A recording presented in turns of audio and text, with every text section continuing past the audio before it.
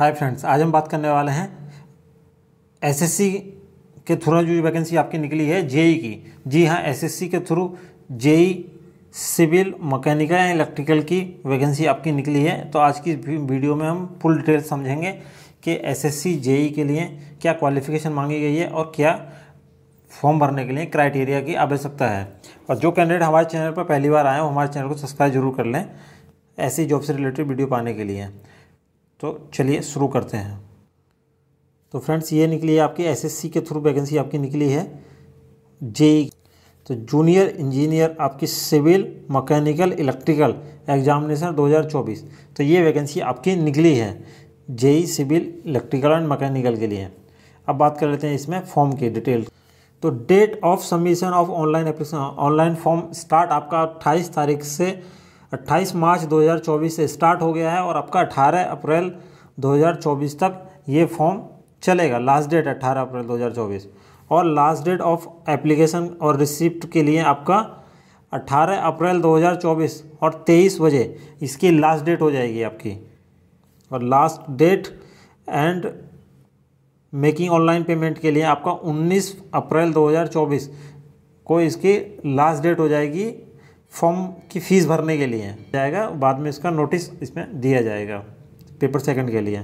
तो ये वैकेंसी आपकी स्टाफ सिलेक्शन कमीशन बोर्ड की तरफ से आपकी ये वैकेंसी आपकी निकली है। जूनियर इंजीनियर सिविल मैकेनिकल और इलेक्ट्रिकल के पदों पर ये वैकेंसी आपकी निकली है। और ये वैकेंसी आपकी ग्रुप बी की वैकेंसी आपकी है, नॉन गजेटेड नॉन मिनिस्ट्रियल आपकी है ये वैकेंसी है आपकी। और लेवल 6 की ये वैकेंसी आपकी 35,400 से लेके आपका 1,12,400 इसमें बेसिक आपको दिया जाएगा। और क्वालिफ़िकेशन की तो जो इसमें एजुकेशन क्वालिफ़िकेशन मांगी गई है आप उसकी बात कर लेते हैं। तो नंबर 1 इसमें जो दिया हुआ है बॉर्डर रोड ऑर्गेनाइजेशन के अंतर्गत जो जेई सिविल की वैकेंसी आपकी है उसके अंदर आपको क्या क्वालिफिकेशन चाहिए, डिग्री इन सिविल इंजीनियरिंग, यानी आपके पास में बीटेक होना चाहिए और आपके साथ में पास में 3 year diploma in civil engineering से होना चाहिए आपके पास में। और एज लिमिट की बात कर लेते हैं तो इसमें 30 साल एज मांगी गई है मैक्सिमम। और जेई इसके अंतर्गत इलेक्ट्रिकल और मैकेनिकल की बात कर लें तो इसके अंतर्गत आपके पास में बीटेक इलेक्ट्रिकल और मैकेनिकल से हो, या फिर आपके पास में डिप्लोमा हो इलेक्ट्रिकल का, आपके पास में 3 ईयर का डिप्लोमा हो, या फिर ऑटोमोबाइल मैकेनिकल इंजीनियरिंग से आपके पास में 3 ये आपके पास में डिप्लोमा हो। साथ में आपका 2 ईयर एक्सपीरियंस होना चाहिए इसके अंतर्गत। डिप्लोमा वाले कैंडिडेट हैं उनके पास में 2 साल का इसके अंतर्गत एक्सपीरियंस होना चाहिए और बीटेक वालों का एक्सपीरियंस की इसमें जरूरत नहीं है। तो ये बॉर्डर ऑर्गेनाइजेशन के अंतर्गत, बॉर्डर रोड ऑर्गेनाइजेशन के अंतर्गत जो वैकेंसी आपकी निकली है ये आपकी है भारत पुत्र बोर्ड मिनिस्ट्री ऑफ जल शक्ति। तो ये बोर्ड के अंतर्गत आपकी निकली जेई सिविल की है। तो इसमें 3 साल का आपके पास में डिप्लोमा होना चाहिए सिविल से, सिविल इंजीनियरिंग से आपके पास में 3 साल का डिप्लोमा हो। और एज की बात करें तो 30 साल इसमें एज मांगी गई है। अब बात करें number 3 central water commission board के अंतर्गत जो वैकेंसी आपकी निकली है जेई मैकेनिकल की वैकेंसी निकली है आपके अंतर्गत इसके अंतर्गत। तो इसके अंतर्गत आपका बैचलर डिग्री हो या फिर आपके पास डिप्लोमा हो मैकेनिकल इंजीनियरिंग से, और एज इसमें 30 साल मांगी गई है। और इसके अंतर्गत जेई सिविल की भी उसी तरह से बीटेक और डिप्लोमा आपके पास में होना चाहिए सिविल से, और एज इसमें 30 साल मांगी गई है।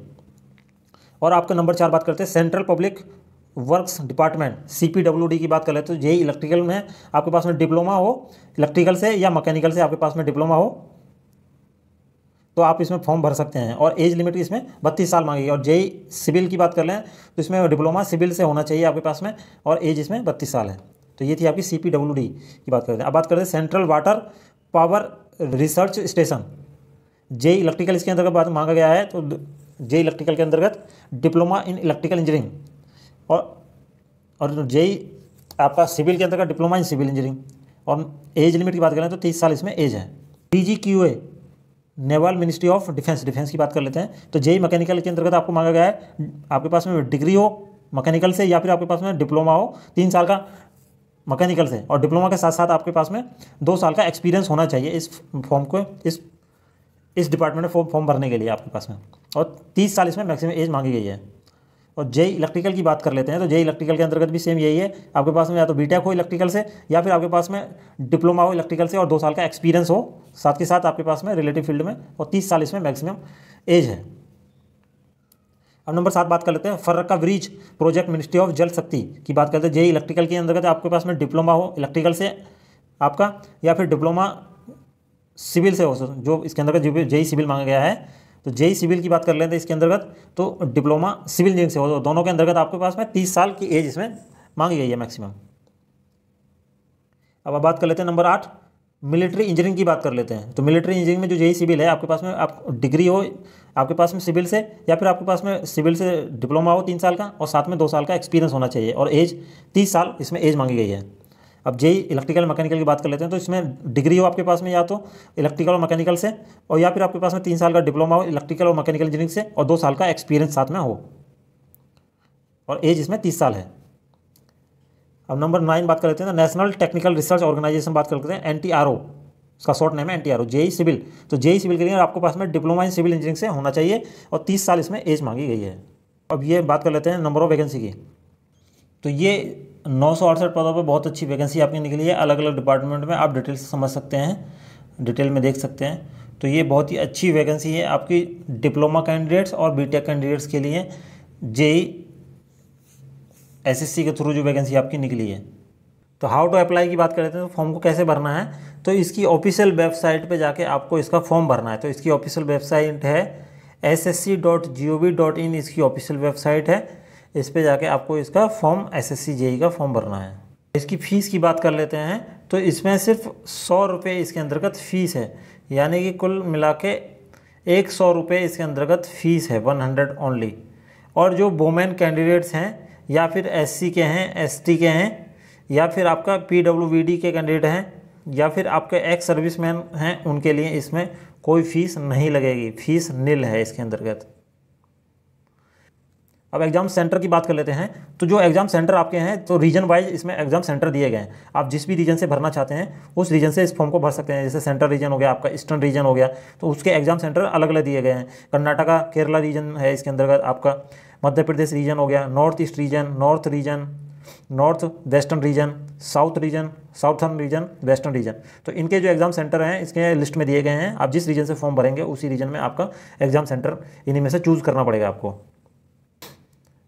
स्कीम ऑफ एग्ज़ाम स्कीम की बात कर लेते हैं। तो इसके अंतर्गत कंप्यूटर बेस्ड एग्जामिनेशन आपके होने हैं, 2 पेपर होने हैं, पेपर 1 और पेपर 2 इसके अंतर्गत होने हैं। अब पेपर 1 की बात कर लेते हैं पहले।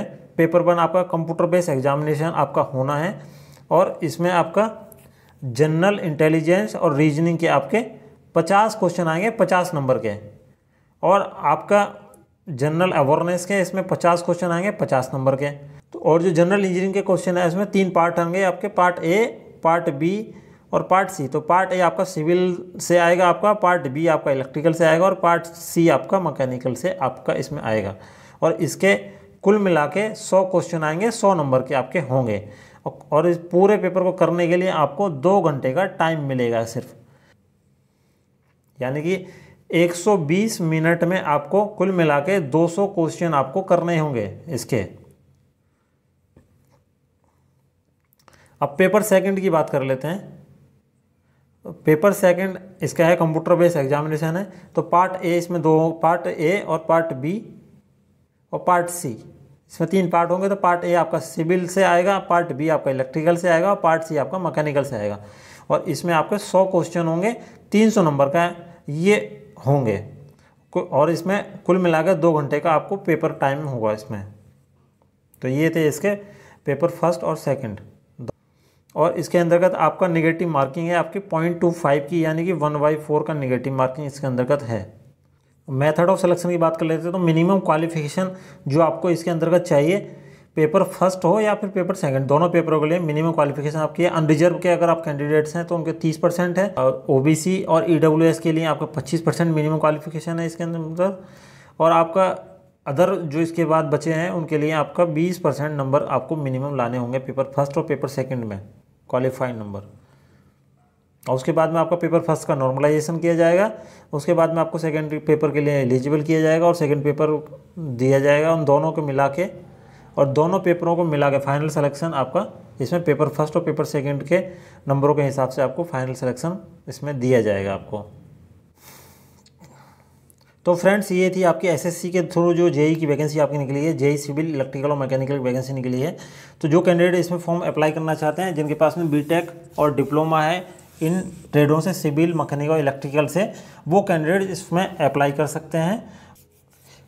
और ऐसे ही जॉब से रिलेटेड वीडियो पाने के लिए हमारे चैनल को सब्सक्राइब करना ना भूलें, लाइक और शेयर करना भी ना भूलें। साथ में मिलते हैं नेक्स्ट वैकेंसी में। Thank you.